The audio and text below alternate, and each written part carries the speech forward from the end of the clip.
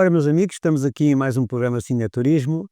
Hoje estamos em Sines, portanto, onde está a acontecer a 13ª edição do Festival Finisterra, não o Finisterra Brasil, mas o Finisterra Portugal, e iremos estar aqui a falar com alguns produtores, realizadores, vencedores do festival, também alguns oradores, quer eu, quer o Juca Fonseca, iremos fazer aqui algumas entrevistas que irão passar nos próximos também programas do festival.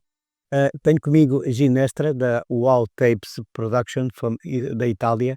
Iremos falar um pouco com ela, para ela falar também o que é esta produtora, quem é a Ginestra e qual é o tipo de trabalho que ela faz. Pois, logicamente, a primeira pergunta que eu lhe vou fazer, o que é que ela está a achar do festival.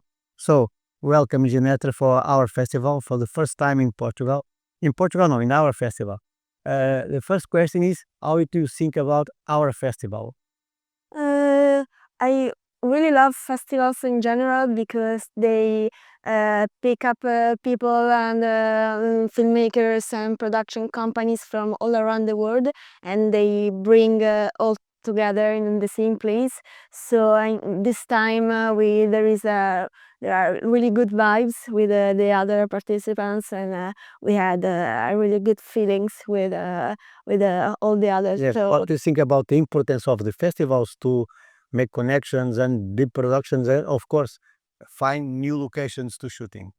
yeah, they are really important. I think the best works we did in the travel field, it's because we knew somebody in other festivals, and further this connection for this approach, we could start a new project, and we had invited to do some films, some productions on some part of the world. So we really have to thank the festivals because they gave us the opportunity to exchange contacts. So they are really important.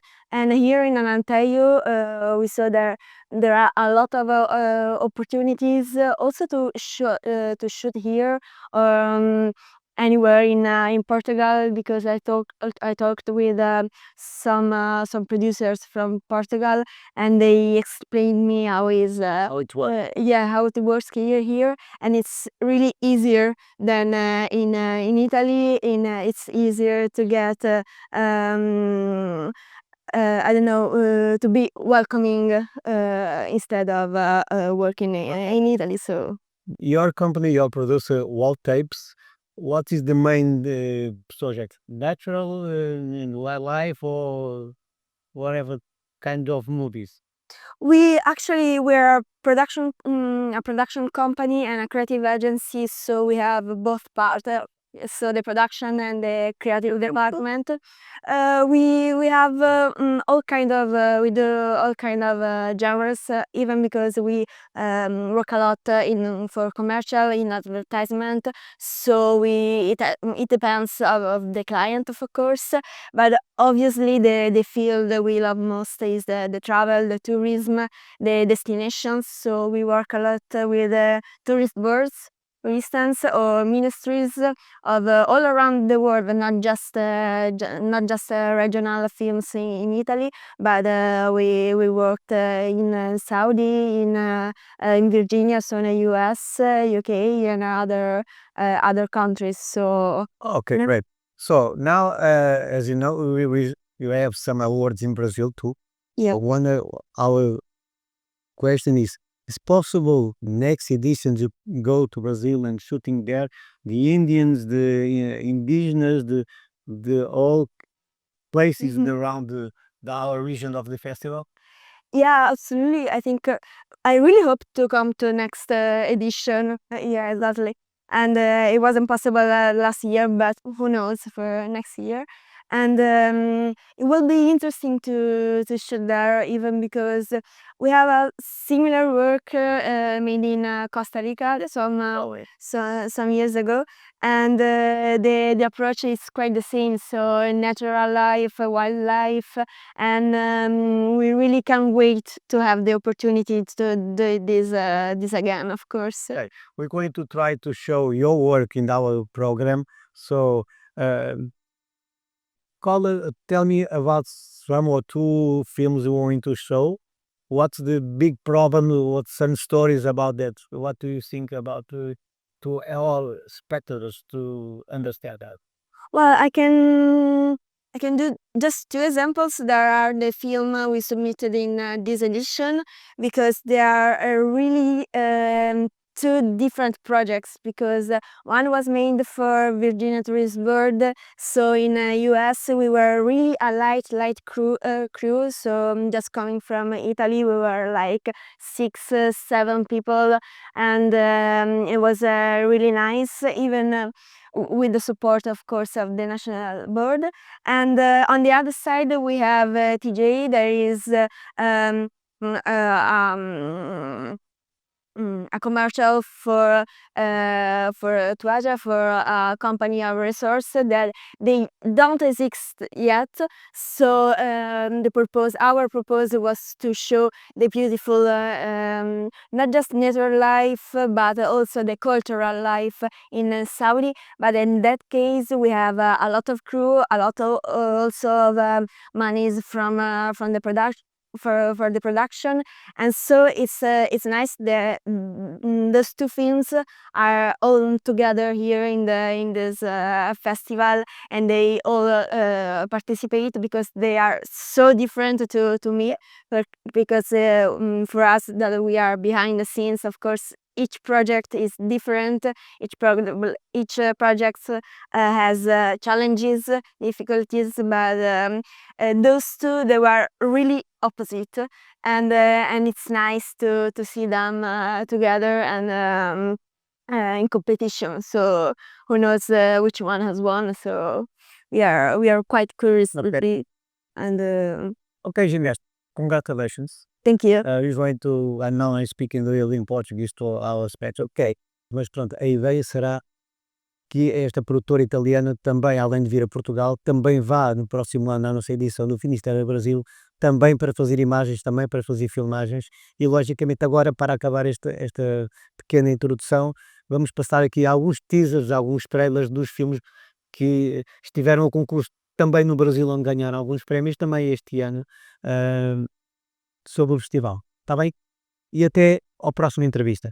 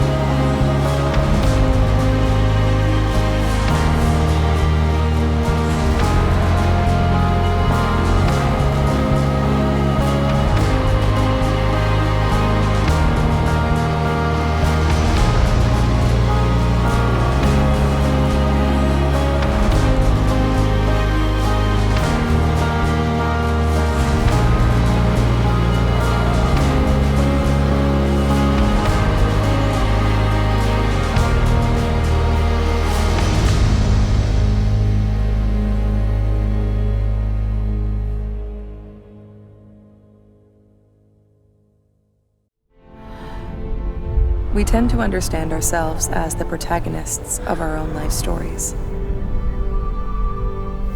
Each one is set in meaningful places, with people we care about.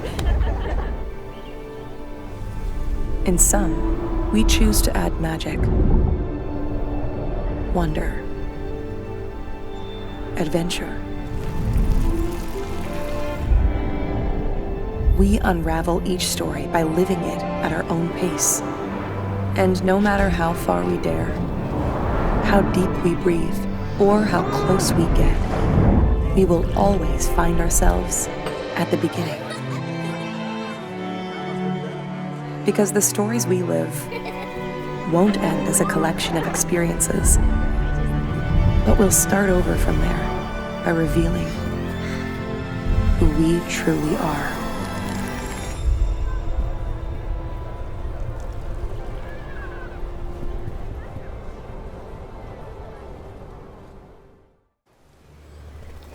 I came here to chase what I love.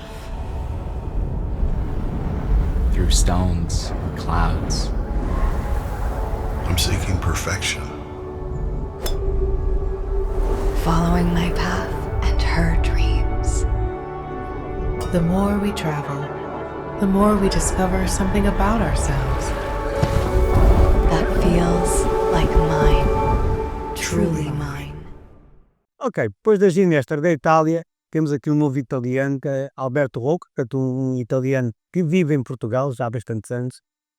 Tive a sorte de conhecer o Alberto Rocco já há alguns anos atrás, foi ele de alguma forma que até fez a minha formação em cinema, do qual logicamente irei agradecer internamente, mas estamos aqui a falar uma coisa polémica, vamos assim dizer, que hoje em dia que ele vai já desmistificar, que é a inteligência artificial. O Alberto está muito, não digo anos-luz à frente, mas se calhar há umas galáxias, não é? Há umas galáxias à frente. Ontem fez uma apresentação extraordinária, que polémica, como é lógico, e eu queria, em primeiro lugar, apresentar-vos também o Alberto Rocco. Quem é o Alberto Rocco? A sua produtora. Fala um bocadinho só, não muito, que é mais desenvolver a história da tua apresentação. Claro, eu acho que eu não devo falar muito mais porque tu já disseste muito tudo e muito melhor do que ela me apresentou, não vou conseguir. Mas tenho uma produtora, enfim, como também o Carlos tem. Também é ator, é realizador e é produtor, esquecem de dizer isso. Tenho feito umas coisinhas ao longo destes últimos 30 anos, mais ou menos, mas a verdade é que os últimos 2, este é o foco do que a gente vem falar hoje, né? Os últimos 2 anos dediquei-me muito à parte da inteligência artificial generativa, porque a inteligência artificial é um mundo muito vasto e tem de todo tipo de ajudas, digamos, em vários setores da nossa vida, mas concretamente o que nos interessa a nós é a generativa. Portanto, gerar imagens, transformá-la em filme, gerar áudios, voice-overs, música, etc, etc, etc, etc. E é algo que existe com alguma polêmica, e eu acredito, por causa de um entendimento errado, ou seja, nós... Resistência. Mas sim, há uma licença profissional na nossa área, porque tem-se vendido esta ideia completamente errada, que a inteligência artificial vai roubar o trabalho aos nossos colegas. E isto não é absolutamente verdade. O que é verdade é que nós estamos num momento de transformação, e evidentemente nos momentos de grande transformação, há a resistência que existe, é intrínseca no ser humano, nós queremos evoluir, mas muitas vezes parece que não queremos mudar, e isto é impossível, é dizer, a evolução passa naturalmente através de alguma mudança, neste caso vai ser uma mudança grande, e vai obrigar as pessoas a reavaliar a maneira como trabalham e vai obrigá-lo a aprender coisas novas. E lá está, este é um grande problema. Também está muita gente que está muito confortável e não quer sequer meter-se em jogo e pensar, bom, vou ter que aprender qualquer coisa nova, vou ter que fazer qualquer coisa nova, porque isto está efetivamente a mudar e esta inteligência artificial generativa veio naturalmente para ficar. Agora, qual é o verdadeiro fulcro da questão, na minha opinião, como eu disse ontem? Nós estamos a ver isto de um prisma errado. A inteligência artificial não é um substituto do cinema convencional, nem é um perigo para o cinema convencional, quer dizer, o cinema continuará sempre a existir, não há hipótese dele terminar. Pode ser uma ajuda, efetivamente, falando, por exemplo, de efeitos especiais, etc. Sim, senhora, podemos eventualmente utilizar a inteligência artificial, e já se usa muitas vezes, só que não sabem, para fazer isto, mas na realidade é simplesmente um novo tipo de cinema, ou seja, nós atualmente temos o cinema bem erradicado, o cinema chamamos convencional, temos o cinema de animação e agora temos o cinema de inteligência artificial, ou seja, vai ser mais uma possibilidade de contar história, mais rápida, mais barata, com possibilidade de que muita gente que hoje em dia não consegue efetivamente apresentar ao público as suas histórias, e não consegue, olha, por várias razões, não consegue porque não tem acesso à indústria, ou porque não tem dinheiro, ou porque o seu guião, por exemplo, para um escritor, para um roteirista, não é aceite. Nós temos um ratio de aceitação dos guiões super baixo, ou seja, haverá provavelmente 10.000 guiões escritos, só um se transformará eventualmente num filme. Portanto, há muita criatividade por aí, muita criatividade que agora poderá aproveitar este novo sistema de contar história e de visualizar e de apresentar-la ao público, que é o cinema de inteligência artificial. Até que tem uma vantagem para os nossos espectadores aqui no Brasil. Vamos supor que eu quero fazer, como estamos a trabalhar, num projeto documental sobre os descobrimentos portugueses. No simples facto de termos que arranjar caravelas, criar um ambiente todo dos nativos, além da fortuna que isso iria custar, que a maior parte dos produtores independentes não têm capacidade financeira para isso, poderão agilizar através dessa inteligência artificial a criação não só do ambiente na época, não é? Como inclusive de criar as caravelas. Já hoje em dia a gente vê coisas extraordinárias e já sabemos de antemão que elas não existem. Portanto, é tudo produto de um software de inteligência artificial. Tem essa vantagem, que em termos financeiros acaba por ser muito mais prático. Qual é a dificuldade? É que se as pessoas, quem faz isso não está minimamente informado da sua verdadeira história, a inteligência artificial vai buscar imagens ou as suas referências ou o que está muitas vezes na internet, o que muitas vezes também é errado. Sim. E muita gente pode acreditar que o que eles estão a dizer é efetivamente verdade. A responsabilidade não é da inteligência artificial, mas de quem exatamente Oh, criou. claro, então é dizer, tu não atribui os créditos de um quadro maravilhoso ao pincel e às cores. Mas não há maneira Quer de dizer, tornar isso. Não há não, há maneira no sentido de que as pessoas, também existe este mito um bocadinho que a inteligência artificial faz tudo. E isto não é absolutamente verdade. Isso é para dizer. Ora bem, e nós temos a responsabilidade de fazer com que a inteligência artificial trabalhe da maneira que a gente quer e crie realmente a nossa visão. E depois é um fator muito importante que nós temos que pensar. Em termos práticos, por exemplo, nos efeitos especiais, nós podemos estar a falar de um abatimento de 90% do orçamento para a produtora. 90%. E se calhar estou a ser um pouco conservadora. Então poderíamos ir um bocadinho mais abaixo, mas é preciso continuar a ganhar algum dinheiro. E o que acontece? Acontece que, do lado da realização, por exemplo, há que ter noção de que a inteligência artificial hoje em dia, tu não tens a capacidade de fazê-la trabalhar, de transmitir o 100% da tua visão. Ou seja, haverá sempre uma percentual que a inteligência artificial trabalhará sozinha, que vai a trabalhar com os seus modelos, que vai buscar, como tu bem disseste, na internet. Não, isto piora, do nosso ponto de vista piora, ou seja, nós temos que aceitar que temos um abatimento gigante, por exemplo, do orçamento, mas por outro lado, temos que aceitar que a ideia, a nossa visão, será transmitida no 90% provavelmente. Portanto, sempre haverá um 10% que temos que ceder um bocadinho. Temos que lidar com essa situação de que sempre haverá uma parte, por enquanto, que nós não conseguimos efetivamente transformar a 100%, ok? E entre gerações, por exemplo, pode haver pequenas mudanças, sei lá, vou dizer, em lugar de ter este azulinho claro, tens um azul ligeiramente mais escuro, coisa que normalmente em pós-produção a gente consegue tranquilamente corrigir. Mas é muito importante perceber isto, ou seja, a inteligência artificial não te leva a ter um trabalho mais fácil, leva-te a poder trabalhar de forma muito mais barata, coisa que para um produtor independente é muito importante, ou seja, nós não fazemos parte desta liga, não é, de género e tudo. Pronto, portanto, estamos a trabalhar, enfim, com os meios que a gente pode, e claro que isso, para mim, na minha opinião, veio dar uma grande ajuda. Agora, temos que realmente ver isto como uma alternativa ao cinema convencional e ao cinema de animação. Portanto, não como algo que pode vir a substituir, para não ver isto como uma ameaça. Isto não é ameaça nenhuma. Aliás, não há hipótese, de fato, como já disse, de substituir todo o conceito do cinema natural, das estrelas de Hollywood, os atores que nós gostamos. Eles continuarão lá a estar e continuarão a trabalhar e continuaremos a ter um prazer de ver isto, de ver o nosso cinema que toda a gente conhece. Agora haverá esta parte a mais, e eu considero que isto é quase como um sonho de Walt Disney atualizado aos dias de hoje, com as ferramentas que a gente tem hoje. Antigamente ele tinha, não sei, as canetas, etc., para poder desenhar, os seus desenhadores, etc. Nós hoje em dia temos robô de inteligência artificial que nos ajuda a fazer isto. Mas basicamente não é para ter medo, é para preparar-se, estudar muito, muito, muito, porque isto cada dia evolui. Isso tem uma curva de evolução muito rápida, portanto as pessoas devem estar preparadas a estar cada dia a estudar. E eu passo 2 horas pelo menos por dia, todos os dias, a ver o que aconteceu no dia anterior. E muitas vezes acabo de fazer um trabalho e de repente já tenho uma ferramenta que é melhor. Digo, naturalmente tenho que ir a buscar esta ferramenta para fazer o trabalho. Mas a vantagem é que normalmente não se perde muito tempo. E estas ferramentas que melhoram bastante. Ou seja, o esforço vai valer certamente a pena. Uma pergunta técnica. Achas que a própria inteligência artificial aprende por si só a melhorar as coisas? Sim. Ou seja, ela vê, eu posso melhorar esta ferramenta. É ela que faz ou somos... Não. Ela tem algoritmo de autoaprendimento. Ou seja, ela aprende consoante toda a informação que nós metemos. Mas não, ela pelo menos neste momento não existe esta... Somos nós que mandamos na... claro que sim. Essa é a ideia que nós... Claro que sim. Eu não sou muito da teoria da conspiração, de que a inteligência artificial, mais uns 10 anos, sei que há muitas pessoas a achar isto, e eu pessoalmente, podemos discutir, mas eu pessoalmente não acho.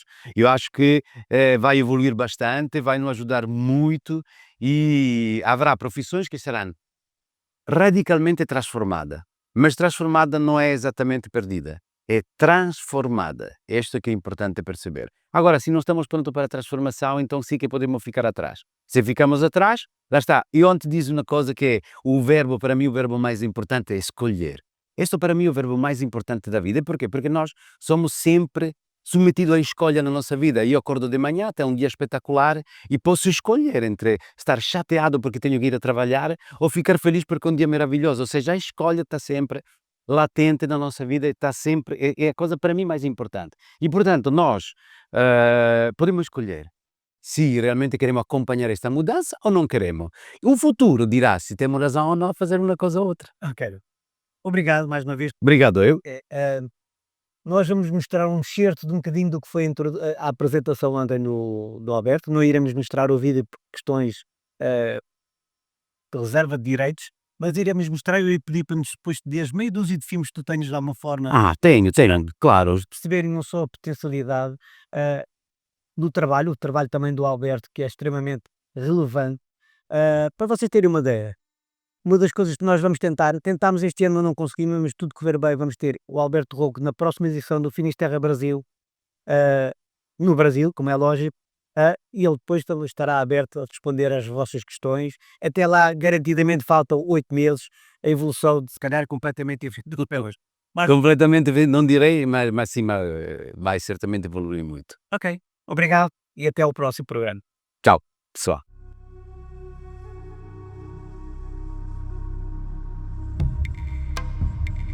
When the heart of the Amazon rainforest, an extraordinary discovery has come to light.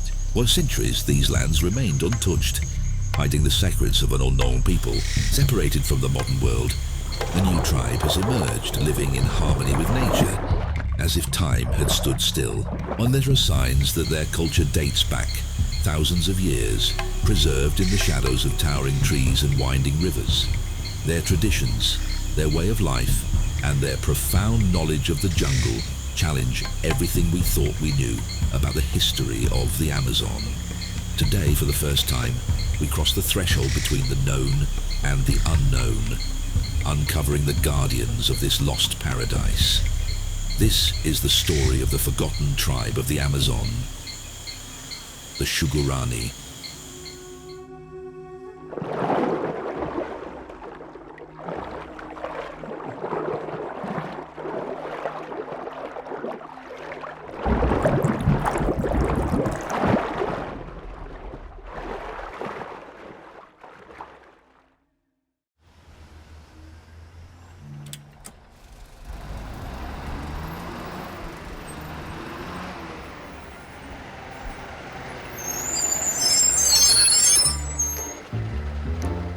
All right, now let's get back to it. Imagine a man with so much money. He makes God look like a beggar. And his hands are so dirty even Lucifer would step back. Petrov isn't just rich, he makes the rules of the game, and changes them whenever he feels like it. They say even the Kremlin shakes when this guy lets out a fart. Imagine that. A man with so much power, he can make a nuclear superpower dance to the tune of his flatulence. This guy is involved in more dirty deals than you can count. Oil, gas mining, crypto. If it makes money, even if it's destroying the planet, you can bet Alexei's neck deep in it. But that's not what makes him dangerous. Petrov's real power isn't in the business deals. Not even the shady ones he does in broad daylight. It's in the shadows where he truly thrives. Arms trafficking, money laundering, drugs, buying and selling politicians like cattle. To him, it's just a shopping list. Only the stuff he buys costs lives. Him? He just laughs, like it's all one big joke. Me? What do I have to do with this?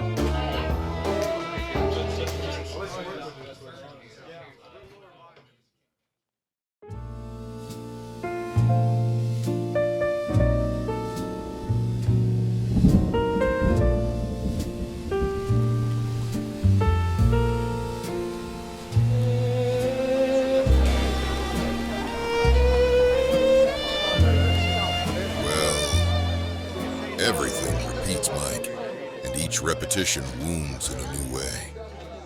I came for the truth. Truth's a nasty thing, kid. A bullet puts you down clean. Truth keeps you breathing when you'd rather not. Why me? Out of all the drunks in this city, why talk to me? Because you still got that face. The face of a believer. And believers, they're the only fools who carry fire without dropping it. And when you're done, what's left for me?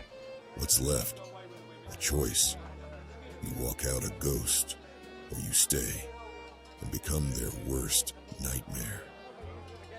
Well, Dante, if I'm going down, I'm not going alone. You're like a goddamn Cinderella kid, still dreaming past midnight. Trust me, in this city, nobody goes down alone. Trust you? Maybe I'm a little naive, but I'm not a total fool. All this, it's bullshit. Fuck you. I've been fucked every way a man can be. Bullshit's the only language this city speaks. You'll pick it up quick, but it won't do you any good if you keep that attitude. Yeah, whatever you say, man. I don't give a fuck. Okay, kid. Who or what you screw doesn't matter. What's it gonna be? Ghost or nightmare?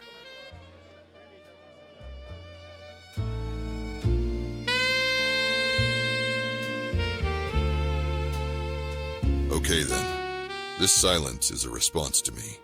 What I'm going to tell you may sound like something out of a Hitchcock film, but soon you'll understand.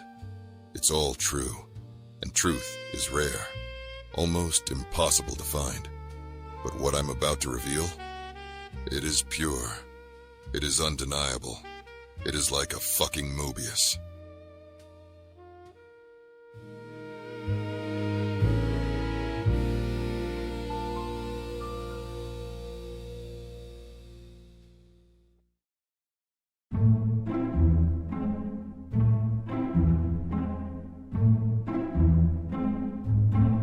Do I like reading? Of course. Who doesn't? Books are fantastic. But let me tell you about the time I made a little, let's call it a literary blunder. It was a week before Christmas, and my agent, yes, even Santa has an agent, this ambitious little elf named Larry, bursts into my office. Santa, I've got a side gig for you. Promote this book. It's called Único, O Regresso do Vazio. It's about a young guy named Aiden, the only one on his planet, Azuris, without powers. Inspiring, emotional, a total masterpiece. All you have to do is say the title and pocket some serious cash. Easy, right? Do I need the money? Of course. How do you think I keep this belly perfectly round year after year? So, I show up at the studio to record the spot. I sit in my chair, feeling like a pro when the director asks, "So, Santa, do you know your lines, or should we go over them again?" Me? Go over my lines? Please. I'm Santa Claus. I deliver gifts to every house on the planet in one night without messing up once. Let's roll. I say confidently. You know the routine. Ready, camera, sound, and action. And I go for it. Blah, blah, blah, and unico. O ritorno do vazio. The silence that followed, colder than the North Pole on a bad day, that's when Alberto Rocco, the author himself, stands up from the front row with this look like he just watched someone crash his sleigh and says very politely, Santa, it's o regresso do vazio, not o ritorno do vazio. Oh, I went as red as my suit. But hey, I'm Santa. Improvising is kind of my thing. So I quickly said, of course. Just checking if everyone was paying attention. The audience laughed, or at least I hope they did. But I learned an important lesson that day. Moral of the story, never underestimate the power of words. And Larry, next time, let's stick to toys and cookies, okay? Finally, here is the result for posterity.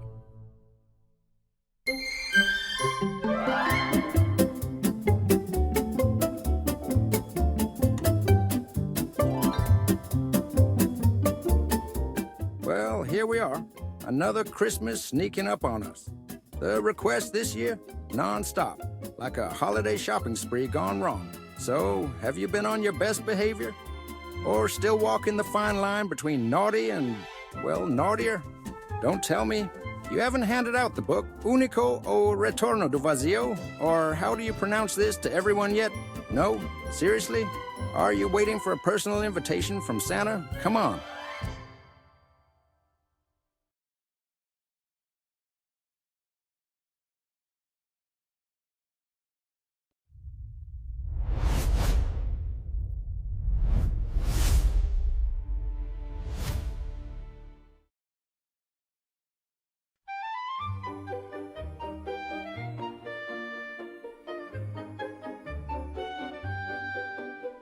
This is Mr. Ambrose's shop.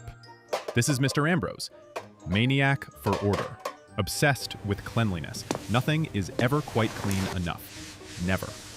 At 7 a.m., aisle 3, beneath the sardines, Tai Chi. Slow breath in, precise breath out, labels aligned on the exhale.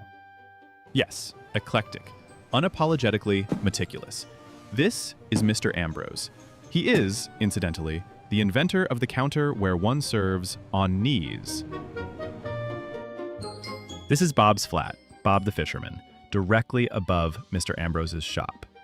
You should understand, Bob is Mr. Ambrose's #1 enemy. Why? Well, his lifestyle is rather different from Mr. Ambrose's. The way he approaches life in general, well, that is very different too. But the real problem is, have you guessed? Yes, exactly.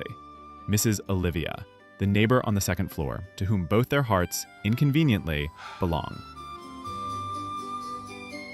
Honestly, I understand them both. And you guys?